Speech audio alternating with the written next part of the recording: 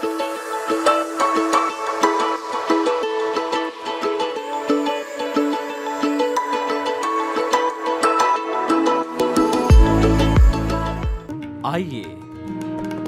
सुनिए, देखिए, समझिए सनातन सत्य। जैसी दृष्टि वैसी सृष्टि, दृष्टि विज्ञान।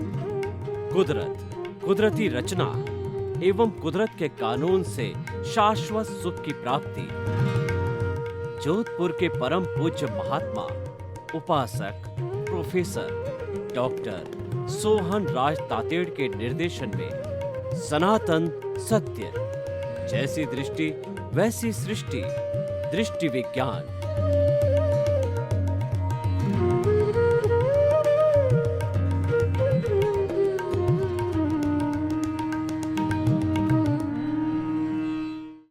सनातन सत्य, यूनिवर्सल ट्रुथ, सार्वभौम सत्य। यह कुदरत, कुदरती रचना और कुदरत के कानून पर आधारित है और इसके माध्यम से हम आपको इस कॉस्मॉस की ultimate reality, what is the ultimate reality of this cosmos, ब्रह्मांड, this environment, this world, this we want to give to you. क्यों देना चाहते हैं? कि आपका टेम्परेरी सुख परमानेंट में बदल जाए, आपकी रॉन्ग बिलीफ राइट बिलीफ में हो जावे, आपकी नेगेटिव थिंकिंग जगह पॉजिटिव थिंकिंग हो जावे। आपको हम एक अच्छा इंसान बनाना चाहते हैं। एक अच्छा इंसान स्वयं भी सुखी रहता है और समाज के लोगों को भी सुखी करता है और अंत तो गत्वा अपना मूल लक्ष्य मुक्ति को भी प्राप्त कर सकता है। अच्छे बनने की प्रक्रिया का नाम सनातन सत्य है। यह कार्य हम अलग अलग एपिसोड्स के माध्यम से, अलग अलग विषयों के माध्यम से करते हैं।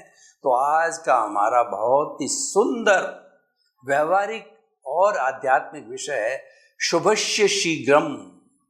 इसका अर्थ है कि जो शुभ है, जो अच्छा है, विच इज गुड, जो हमारे जीवन का निर्माण करने वाला है, जो हमको अच्छा बनाने वाला है, ऐसा थॉट भीतर में जब भी आता है वह कार्य तुरंत कर लेना चाहिए।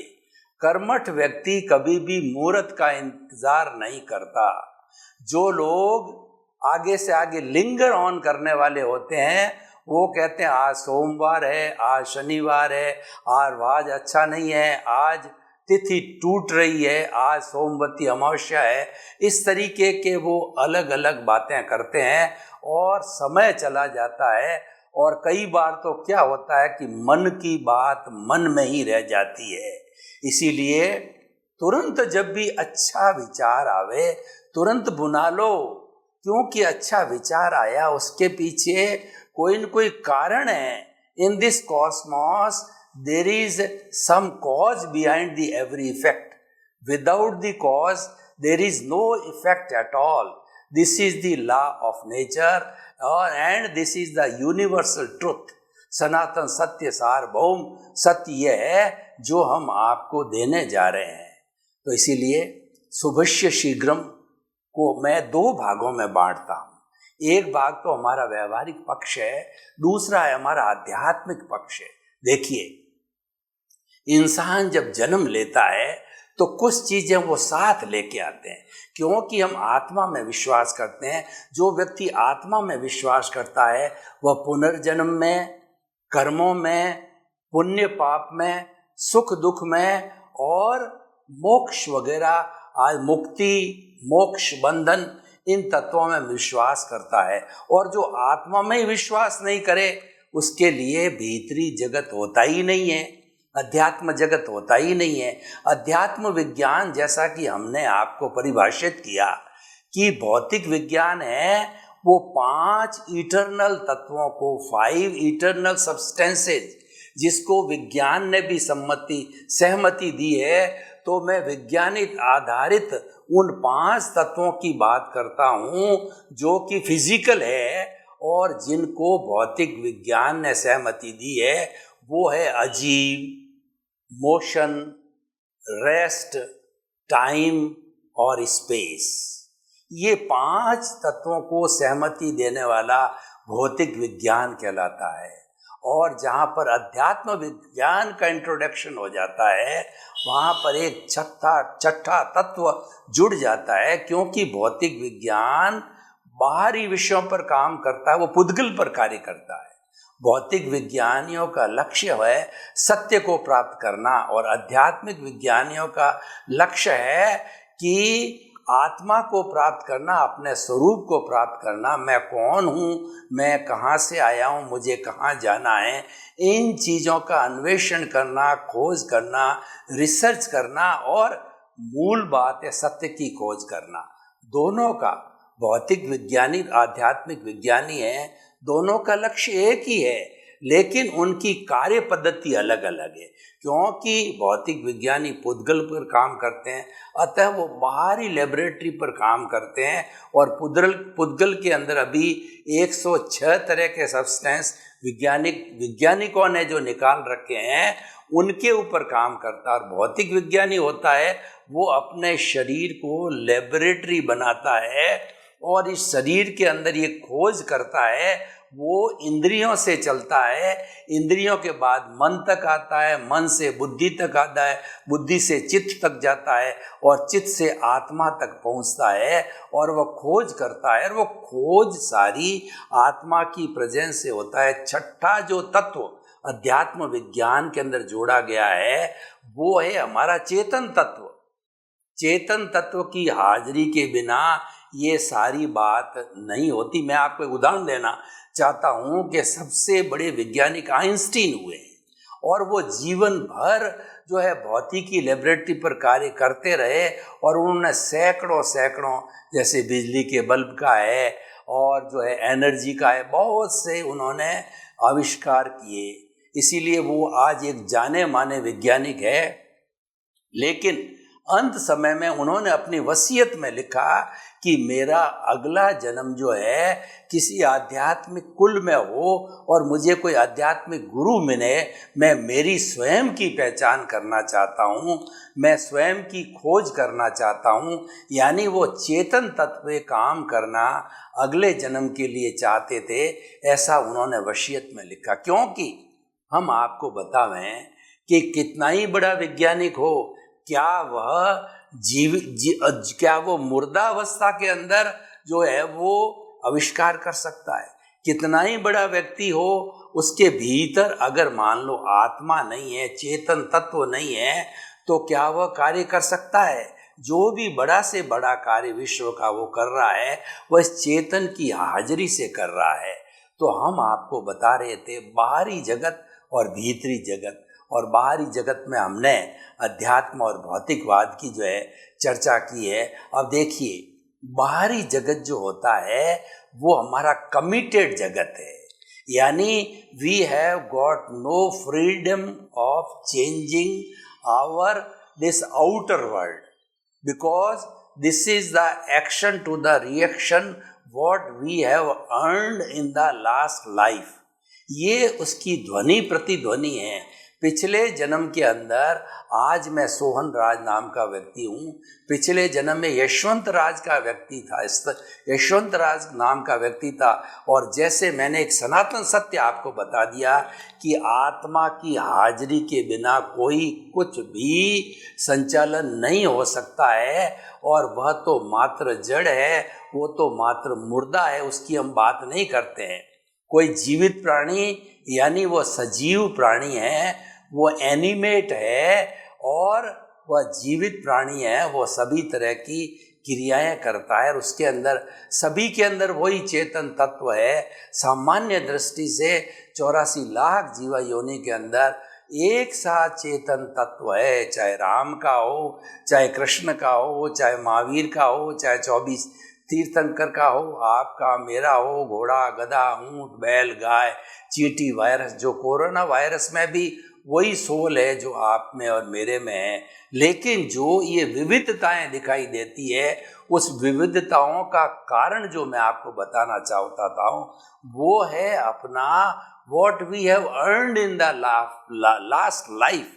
पिछले जन्म के अंदर हमने कैसे कर्म किए थे, कैसे भाव डाले थे, कैसे कॉजेज डाले थे, उस कॉजल बॉडी का इस जन्म के अंदर जो है वो हमारा जो हमारा कहना चाहिए कि हमारी द्रव्य कर्म के रूप के अंदर बदलते हैं। द्रव्य कर्म मुख्य 8 होते हैं, ज्ञानावर्णीय, दर्शनावर्णीय, वेदनीय, मोहनीय, आयुष्य, नाम, गोत्र और अंतराय। इसमें से 4 घाती होते हैं, ज्ञानावर्णीय, दर्शनावर्णीय, मोहनीय, अंतराय, जो आत्मा की घात करते हैं। वो आत्मा की जो शक्ति है उसको उद्घाटित नहीं होते, उसके ऊपर कवर्स लगाते हैं। और 4 जो बाकी के वेदनी, आयुष्य, नाम और गोत्र है, वो शरीर के अंदर सुख दुख की उत्पत्ति करते हैं। वो पुण्य पाप से जुड़े हुए होते हैं और हर शरीर के वो अलग अलग होते हैं।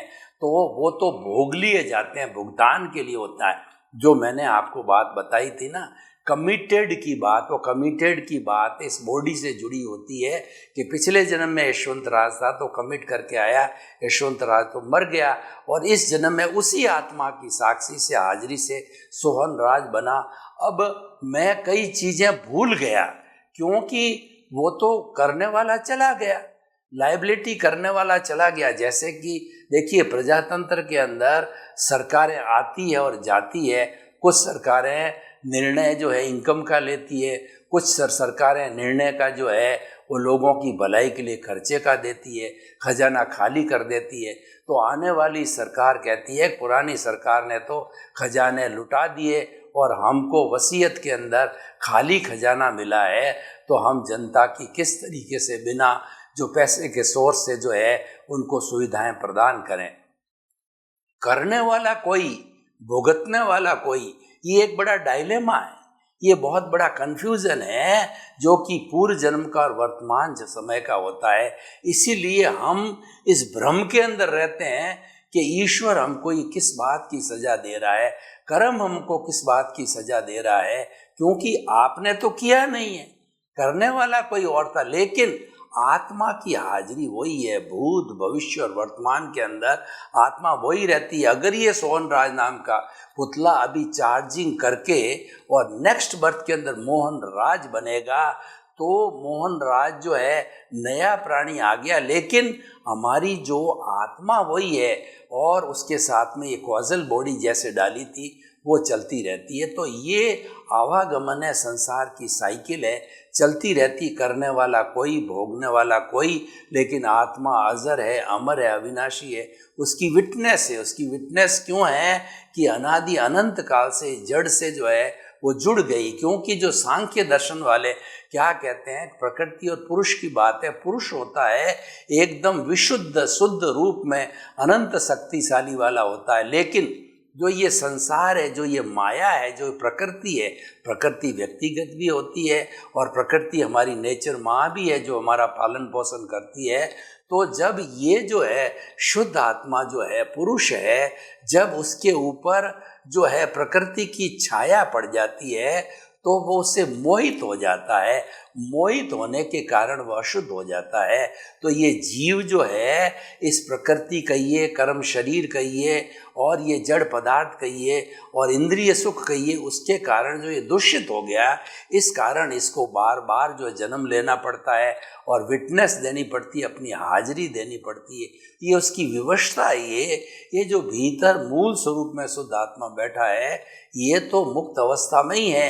ये मुक्ति को जाना चाहता है, अपने स्वभाव में रमण करना चाहता है, परंतु इसके साथ में जो मिश्र चेतन है, जो अज्ञान जुड़ा हुआ है, वो इसको बांधे रखता है। उस अज्ञान को अगर हम समाप्त कर लेते हैं तो हम जो है शाश्वत सुख की प्राप्ति कर सकते हैं। इस अज्ञान को समाप्त करना ही सनातन सत्य है। सनातन सत्य किसी भी धर्म, संप्रदाय, रिचुअल्स, संस्था, भगवान और जो है वो कहना चाहिए फॉर्मेट पर आधारित नहीं है। यह तो कुदरत बेस्ड है। कुदरत ही जो है सनातन सत्य की आत्मा है, मालिक है। और कुदरत ही मालिक क्यों है कि कुदरत है वो 84 लाख जीवा योनि प्राणियों को जन्म देती है, भरण पोषण करती है, समस्त उसके कर्मों का भुगतान कराती है, उसका जो हिसाब किताब क्लियर कराती है। और अंत के अंदर वो जीव मर कर के इसी सृष्टि के जो पंचभूतात्मक है, पृथ्वी जल अग्नि वायु और आकाश, उन 5 भूतों के अंदर ये 5 भूत के पुतले होते हैं, वो जल जाते हैं और फिर 5 भूतों से जन्मते हैं और पोषित होते हैं। इस साइकिल चलती रहती है। और इस साइकिल के अंदर एक विचित्र बात यह है कि इस कुदरत की जो एनर्जी कभी भी समाप्त नहीं होती है, मात्र कन्वर्शन होता है, ठोस द्रव में बदलता है, द्रव गैस में बदलती है, गैस वाइब्रेशंस में बदलती है। इसीलिए आइंस्टीन ने जो इस कुदरत के लिए एक भौतिक फॉर्मूला दिया, E=mc²। E का अर्थ होता है एनर्जी, पूरे ब्रह्मांड की एनर्जी। M का मतलब मास, इसके अंदर काम करने वाली या जड़ और चेतन की मास, और C² कांस्टेंट है। तो इस तरीके से इसकी कभी भी एक भी ऑन्स का इसके अंदर एनर्जी का क्षय नहीं होता है, मात्र कन्वर्शन इसके अंदर होता है।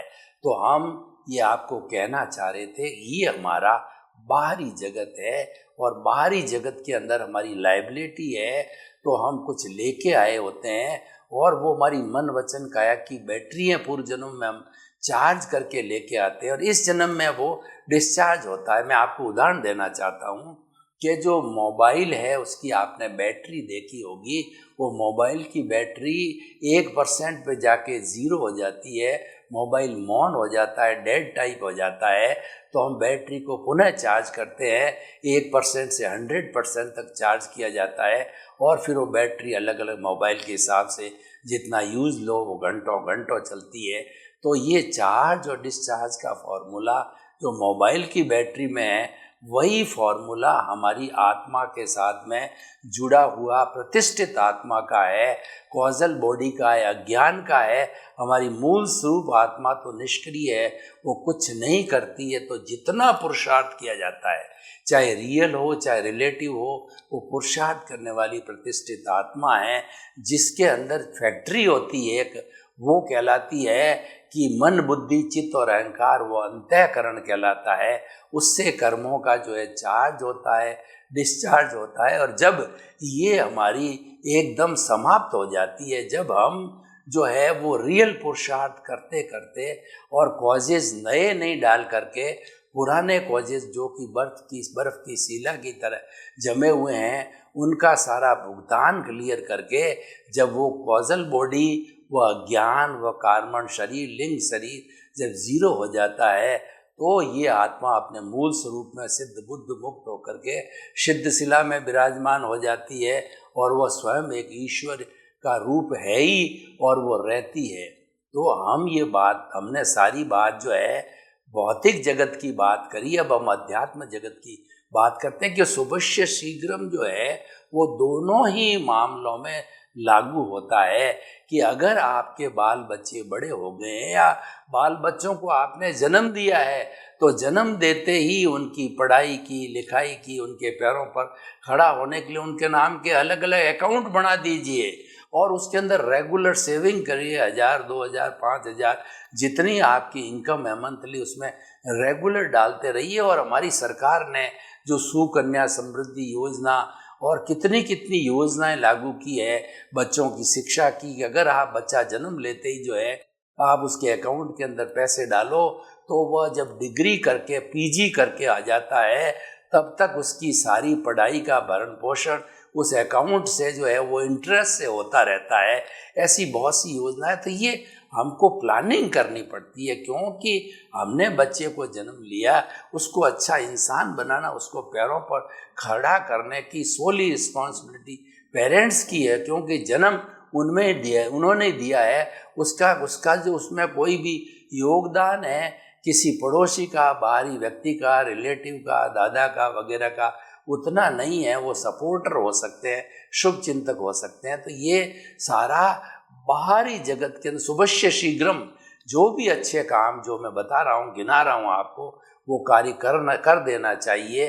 कि बच्चे बड़े होने लगते हैं, उसके पहले पहले जो है घर का मकान होना चाहिए, ताकि बच्चों की शादियाँ हो जावे, समय पे बच्चों को स्कूल भेजना चाहिए, पढ़ाना चाहिए, लिखाना चाहिए। Everything should be done well in time. Well in time का मतलब होता है कि ईश्वर ने कितना न्याय किया है कि उन्होंने 24 घंटे हर प्राणी को दिए। 24 घंटे के अंदर 12 घंटे की रात और 12 घंटे की दिन होता है। ये बात अलग होता है कि सर्दियों में रातें बड़ी होती, दिन छोटे होते हैं। गर्मियों के अंदर जो है दिन बड़े होते हैं, रातें छोटी होती। वो घंटा 1.5 घंटा का डिफरेंस तो अक्षांश और देशांतर का अनुसार होता है। लेकिन जो 22 जून का समय ऐसा होता है कि उसके अंदर 12-12 घंटे का ही दिन और रात होता है। उस आइडियल टाइम की मैं बात करता हूँ। तो हमको रात के समय रात का काम करना, दिन के समय दिन का काम करना, this is well management. Early to bed early to rise is a sign of the good health and a sound mind exist in a sound body. हमें प्राकृतिक बनना है, प्रकृति के नियमों का पालन करना है। ये टाइम मैनेजमेंट कहलाता है, ये शुभस्य शीघ्रम कहलाता है। आप प्रकृति को समर्पित रहोगे तो शुभस्य शीघ्रम ऑटोमेटिकली हो जाएगा। अच्छा कार्य समय पर करना। और जो व्यक्ति टाइम मैनेजमेंट करता है वह तो शुभस्य शीघ्रम हर वक्त करता रहता है। लेकिन शुभस्य शीघ्रम जो फार्मूला ज़्यादातर लागू उन लोगों पे होता है जो लिथार्जिक है, जिन्होंने जीवन का कोई लक्ष्य नहीं बनाया है और उनको पता ही नहीं कि हमारे बच्चे हो गए हैं, बच्चे बड़े हो गए हैं, उनके लिए किस चीज़ की व्यवस्था होगी उसको पता ही नहीं है। तो ऐसे लोग आगे चल कर के फेल हो जाते हैं। या तो बच्चे जो पढ़ नहीं पाते हैं और बच्चे पढ़ लेते हैं तो उनकी ब्याह शादी की व्यवस्था नहीं होती, फंड्स के अभाव के अंदर, या पति पत्नी के बीच के अंदर जो है मन मुटाव हो जाता है। क्यों पत्नी चाहती है कि बच्चे सेटल हो जाए लेकिन साधन नहीं होते हैं, साधनों के अभाव के अंदर वो जो है वो करा नहीं पाते हैं। तो ये शुभस्य शीघ्रम का मतलब टाइम मैनेजमेंट। जिस समय में जो कार्य करना है वो कार्य तुरंत कर लेना चाहिए। अब हम अध्यात्म जगत की बात करें तो अध्यात्म जगत का अर्थ क्या होता है? अपने स्वरूप की जानकारी करना, वो अध्यात्म जगत का मूल लक्ष्य है।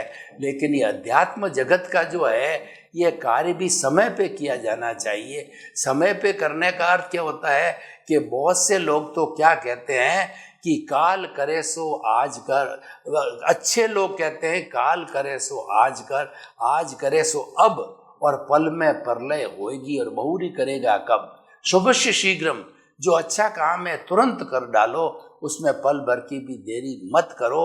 क्योंकि yesterday has gone away, tomorrow never exists and the moment of the present is with us to do something। तो इसीलिए जो है हमें सारा काम समय पे करना शुभस्य शीघ्रम है। इसका अर्थ हो गया कि जो कोई भी अच्छा चिंतन, अच्छा विचार, अच्छा कार्य समय पे किया जाना है वो तुरंत कर देना चाहिए, लिंगर ऑन नहीं करना चाहिए। कई लोग ये सोचते हैं, अध्यात्म की बात करें कि अभी तो हम जवान हैं, जब हम बूढ़े हो जाएंगे उस वक्त के अंदर धर्म की बात करेंगे, धर्म का चिंतन करेंगे, साधु संतों के पास जाएंगे, मंदिर में जाएंगे। अभी तो बहुत टाइम पड़ा है। कई लोग जो है लिथार्जिक होते हैं, वो क्या करते हैं कि आज करे सो काल कर और काल करे सो परसों। इतनी जल्दी क्या पड़ी है, अभी जीना है बरसों, कि अभी तो बहुत जीना है। जैसे कि वो पट्टा लिखा करके आए हैं, वो जो है मृत्यु के साथ में समझौता करके आए हैं। तो इसलिए बड़ा कॉन्फिडेंटली कह रहे हैं कि अभी तो बहुत जीना है। लेकिन जहाँ तक मृत्यु का संबंध है, डेथ कीप्स नो कैलेंडर, मृत्यु का कोई कैलेंडर नहीं होता है। वह तो निश्चित समय जब हमारा आयुष्य कर्म समाप्त हो जाता है, एक क्षण भी व्यक्ति इस शरीर में नहीं रहता है, उसी क्षण जो है वो अंतराल गति यानी वो तेजस शरीर, आत्मा और कार्बन शरीर के साथ में तुरंत इस शरीर को छोड़ करके इसको मुर्दा बना करके वो अगले के अंदर पलक झपते हैं। यानी एक समय, 2 समय, अधिकतम 4 समय नेग्लिजिबल टाइम के अंदर वो जन्म ले लेता है। तो इसीलिए जो जहाँ तक अध्यात्म प्रश्न है, अपने स्वरूप की जानकारी करने का प्रश्न है। क्योंकि स्वरूप की जानकारी करने का अर्थ हो गया कि मुक्ति की नींव डालना और 100% स्वरूप की जानकारी का मतलब आप 360 डिग्री के अनुभव पर चले गए हो। आप प्रतीति जागृति करते करते 360 डिग्री का अनुभव हो जाता है। तो ये 100% की जागृति, 100% का जो अनुभव है वो केवल दर्शन कहलाता है। और जब एक बार किसी व्यक्ति को केवल दर्शन हो जाता है तो नेक्स्ट बर्थ के अंदर उसको कोई पुरुषार्थ नहीं करना होता है। वह केवल ज्ञान को प्राप्त करके और उसी जन्म के अंदर सिद्ध बुद्ध और मुक्त हो जाता है। केवल दर्शन तक पुरुषार्थ है और केवल ज्ञान, इसके लिए कोई पुरुषार्थ की तो वो तो रिजल्ट है, वो तो आदमी के किए गए पुरुषार्थ का प्रसाद है, उसका रिजल्ट है, उसकी परिणति है। तो उस जन्म में उस व्यक्ति को कुछ भी नहीं करना पड़ता है। उदाहरण के तौर पर तीर्थंकर को देखिए, केवलियों को देखिए, वो पिछले जन्म तक पुरुषार्थ करते करते आत्मा को शुद्ध करते हुए आते हैं। यानी केवल दर्शन की प्राप्ति जो है वो पीक पॉइंट के ऊपर 360 डिग्री पर जो है वो जागृति पे, अनुभव पे पहुंच जाते हैं। और फिर जो है उन्हें दूसरा जन्म लेना ही होता है। नेक्स्ट बर्थ में वो तीर्थंकर के रूप में होते हैं या केवली के रूप में होता है। जो तीर्थंकर के रूप में होता है वो निश्चित तौर पे वो जो है वो 3 तरह के ज्ञान, मति शुद्ध और अवधि ज्ञान अपनी माँ की गर्भ में लेकर के आता है। और ऐसा व्यक्ति दीक्षा लेता है, सन्यासी बनता है समय आने पर, तो वह जो है जो ही सन्यास लेता है, साधु बनता है, उस वक्त के अंदर चौथा ज्ञान उसको मन प्रयोग ज्ञान हो जाता है। और उसके बाद के अंदर जब संपूर्ण रूप से जो है वीतरागता आ जाती है तो उस स्थिति के अंदर 12वां गुणस्थान आता है। और 13वां गुणस्थान 12वां गुणस्थान में अंतर मुहूर्त का वो जो समय का डिफरेंस होता है वो नहीं के बराबर होता है। वो एक समय में भी आ सकता है या अधिकतम 48 मिनट में भी आ सकता है। तो उसको पार करके और वह जो वीतरागी है केवली बन जाता है। और केवली बनने के बाद वो आयुष्य जो उसके अघाती कर्म हैं वो भुगतने बाकी रह जाते, घाती समाप्त हो जाते हैं। तो वो अघाती कर्मों को भुगतने के लिए, आयुष्य को भुगतने के लिए उसे जिंदा रहना पड़ता है। उतने समय में केवली बनकर के स्वाधारिक शरीर के अंदर भगवान बन करके वो प्रवचन देता है, लोगों को जो है संबोधि प्रदान करता है और उस संबोधि के माध्यम से उनको जो है सम्यक दर्शन देता है, उनको सनातन सत्य देता है, उनको कुदरती रचना और कुदरत का कानून बताता है, उनको दृष्टि विज्ञान देता है। और ऐसा केवली बताते हैं कि जैसी दृष्टि होती वैसी सृष्टि हो जाती है। और वो जो है वो किसी व्यक्ति में परिवर्तन ला करके, जिसका पुण्योदय है, जिसका भाग्योदय है, ऐसा व्यक्ति ऐसे महान ज्ञानी पुरुष की शरण में जाता है और उसकी रॉन्ग बिलीफ समाप्त होकर के राइट बिलीफ आती है। और राइट बिलीफ आने के बाद के अंदर वो स्नेह धीरे धीरे आगे सम्यक ज्ञान को प्राप्त करता है, सम्यक चारित्र को प्राप्त करता है, सम्यक तप करता रहता है। और वो जागृति है, वो सारा सम्यक तप है। और वो जागृति करते करते फिर वो जो जितना आयुष्य, जितना पीड़ का होता है वो समाप्त करके और स्वयं जो है सिद्ध बुद्ध मुक्त बन जाता है। तो देखिए, शुभस्य शीघ्रम जो बात है वो हमारे लौकिक जगत पर भी लागू होती है और पारलौकिक जगत पर भी लागू होती है।